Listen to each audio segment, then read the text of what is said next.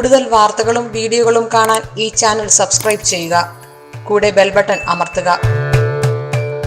Asia live ടിവിയിലെ feng shui പ്രോഗ്രാമിലേക്ക് ഏവർക്കും സ്വാഗതം. വാസ്തുയോഗ്യമായ ഒരു ഭൂമി നമുക്കിത് എങ്ങനെ തിരഞ്ഞെടുക്കും? അപ്പോൾ പലരും വിളിച്ചിട്ട് ചോദിക്കുന്നത്, നമ്മളൊരു വസ്തു വാങ്ങിക്കാനായിട്ട് 2-3 വസ്തുക്കൾ നോക്കിയിട്ടിട്ടുണ്ട്, സാറൊന്ന് വരുമെന്ന് നോക്കൂ, ഏതാണ് നമുക്ക് ഏറ്റവും ഉത്തമമായിട്ടുള്ള ഭൂമി എന്നൊന്ന് മനസ്സിലാക്കാനാണ്. അപ്പോൾ നമ്മളതിൽ ഒത്തിരി കാര്യങ്ങൾ ശ്രദ്ധിക്കേണ്ടതായിട്ടുണ്ട്. അതിൽ ആരും അധികം പറഞ്ഞിട്ടില്ലാത്തതും എന്നാൽ പ്രധാനമായിട്ടുള്ളൊരു പോയിന്റ് എന്ന് പറഞ്ഞു കഴിഞ്ഞാൽ എനിക്ക് തോന്നിയിട്ടുള്ളതാണ്, നമ്മളൊരു വസ്തു വാങ്ങിക്കാനായിട്ട്, ഒരു വീട് വയ്ക്കാനായിട്ട്, ഒരു വസ്തു വാങ്ങിക്കാനായിട്ട് നമ്മൾ പോകുമ്പോൾ ആ വസ്തുവിന് സമീപമുള്ള മറ്റു വീടുകൾ, അടുത്തുള്ളൊരു 10 വീട് നമ്മൾ അവരുടെ ആ വീടിനെ ഒന്ന് നമ്മൾ മനസ്സിലാക്കണമെന്ന് പറഞ്ഞു കഴിഞ്ഞാൽ ആ വീടിൻ്റെ ഒരു പ്രോസ്പെരിറ്റി എന്താണെന്നുള്ളത് മനസ്സിലാക്കണം. അതായത് ചില ഏരിയകളിൽ ചില ഭൂമികൾ നെഗറ്റീവായിരിക്കും. അപ്പം അങ്ങനെ നെഗറ്റീവായിട്ടുള്ള ഒരു ഏരിയയിലാണ് നമ്മൾ പോയി വസ്തു വാങ്ങിക്കാൻ ഉദ്ദേശിക്കുന്നതെങ്കിൽ അവിടെ ഉള്ള മറ്റു വീടുകളുടെ പ്രോസ്പെരിറ്റി നോക്കി നമുക്കത് മനസ്സിലാക്കാനായിട്ട് സാധിക്കും. അപ്പോൾ അങ്ങനെ നോക്കുമ്പോൾ പകുതി കൂടുതൽ വീടുകളും അവർ പ്രോസ്പെരിറ്റി ഇല്ലാത്ത അവസ്ഥയിലാണ് നിൽക്കുന്നതെന്നുണ്ടെങ്കിൽ കഴിയുന്നതും ആ ഒരു ഏരിയ വിട്ട് വസ്തു വാങ്ങിക്കുന്നതായിരിക്കും വളരെ ഉത്തമം. കാരണം നമ്മൾക്ക് കാണാൻ പറ്റാത്തതായിട്ടുള്ള പല നെഗറ്റീവായിട്ടുള്ള എനർജികളും ഭൂമിക്കടിയിലേക്ക് ഉണ്ടാവും.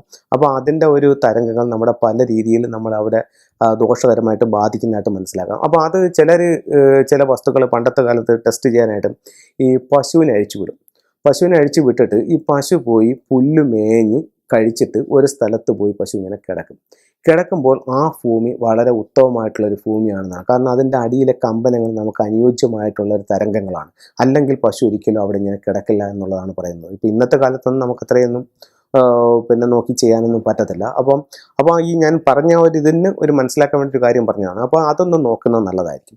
പിന്നെ ശ്രദ്ധിക്കേണ്ട മറ്റൊരു കാര്യം എന്ന് പറഞ്ഞു കഴിഞ്ഞാൽ, നമ്മുടെ ഈ വാങ്ങിക്കാൻ ഉദ്ദേശിക്കുന്ന വസ്തുവിലേക്ക് മറ്റൊരു റോഡ് വന്ന് ഈ വസ്തുവിലേക്ക് കയറുന്നുണ്ടോ? അതായത് ടി റോഡെന്ന് പറയും. അപ്പോൾ നമ്മുടെ വസ്തുവിൻ്റെ നേരെ ഓപ്പോസിറ്റ് ഒരു റോഡുണ്ടെന്നും ആ റോഡ് നേരെ വന്ന് നമ്മുടെ വസ്തുവിലേക്ക് മുട്ടുകയാണെന്നുണ്ടെങ്കിൽ ആ വസ്തു വാങ്ങിക്കുന്നതോ വീട് വയ്ക്കുന്നതോ നമുക്ക് അത്ര ഉത്തമമായിരിക്കില്ല.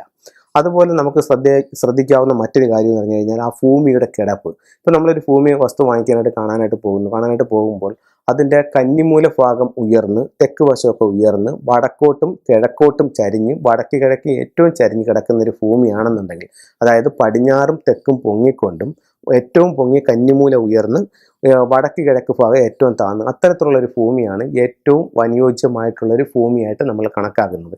ഇന്ന് അത്തരത്തിലുള്ള ഭൂമി കിട്ടിയില്ലെന്നുണ്ടെങ്കിൽ ഒരുപക്ഷെ JCB മറ്റൊക്കെ ഉപയോഗിച്ചുകൊണ്ട് നമുക്ക് അതിൻ്റെ ഒരു ഷേപ്പ് വേണമെങ്കിൽ അങ്ങനെ ആക്കിയെടുക്കാനായിട്ട് സാധിക്കുന്നതാണ്. അതുപോലെ നമ്മൾ വീട് വയ്ക്കാനായിട്ട് ഉദ്ദേശിക്കുന്ന ഒരു വസ്തു ആണെന്നുണ്ടെങ്കിൽ അത് ഏറ്റവും നല്ലത് സ്ക്വയർ ആയിട്ടുള്ളൊരു വസ്തുവാണ് ഏറ്റവും നല്ലത്. ചെറിയ രീതിയിലുള്ള റെക്റ്റാങ്കിൾ ആണെങ്കിൽ അത്രയും കുഴപ്പമില്ല. അതേസമയം ചില വസ്തുക്കൾ നമ്മൾ കാണാറുണ്ട്, അതിൻ്റെ നീളം വന്നിട്ട് ഒരുപാട് കൂടുതലും വീതി വളരെ കുറവുമായിരിക്കും. അപ്പോൾ അത്തരത്തിലുള്ള വസ്തുക്കൾ നമുക്ക് ഏറ്റവും അനുയോജ്യമായിട്ടുള്ളൊരു വസ്തുവല്ല. അതുപോലെ തന്നെ ചില ത്രികോണാകൃതിയിലുള്ള വസ്തുക്കളുണ്ട്, അതൊന്നും നമുക്ക് വീടിന് അനുയോജ്യമായിട്ടുള്ള വസ്തുക്കളല്ല. അപ്പോൾ ഇത്തരം കാര്യങ്ങളൊന്നും ശ്രദ്ധിക്കുക.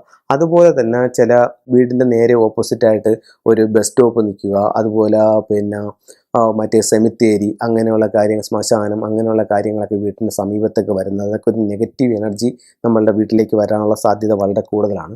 അപ്പോൾ ഇത്തരം കാര്യങ്ങളെല്ലാം ഒന്ന് ശ്രദ്ധിക്കണം. പിന്നെ അത് കഴിഞ്ഞിട്ട് നമുക്ക് ചെയ്യാവുന്ന മറ്റൊരു കാര്യം എന്ന് പറയുന്നത്, ഇത് ഗൃഹനാഥൻ്റെ ഭാഗ്യദിക്ക് നോക്കിയിട്ട് അദ്ദേഹത്തിൻ്റെ ഇതനുസരിച്ചിട്ട് വസ്തു വാങ്ങിക്കുന്നതൊക്കെ നല്ലതായിരിക്കും. കാരണം ആ വീടിൻ്റെ ഒരു ഫേസിങ് അദ്ദേഹത്തിൻ്റെ ഭാഗ്യദിക്കിലോട്ടാണോ എന്നുള്ളത് നമ്മളൊന്ന് മനസ്സിലാക്കുന്നതും വളരെ നല്ലതാണ്. അപ്പോൾ ഇത്തരത്തിലുള്ള കാര്യങ്ങൾ നിങ്ങളൊന്ന് ശ്രദ്ധിച്ച് നോക്കിയതിന് ശേഷം നിങ്ങൾ വസ്തു വാങ്ങിക്കുകയും അതിൽ വീട് വയ്ക്കുകയും ചെയ്യുന്നതാണ് ഏറ്റവും അഭികാമ്യമായിട്ടുള്ളത്.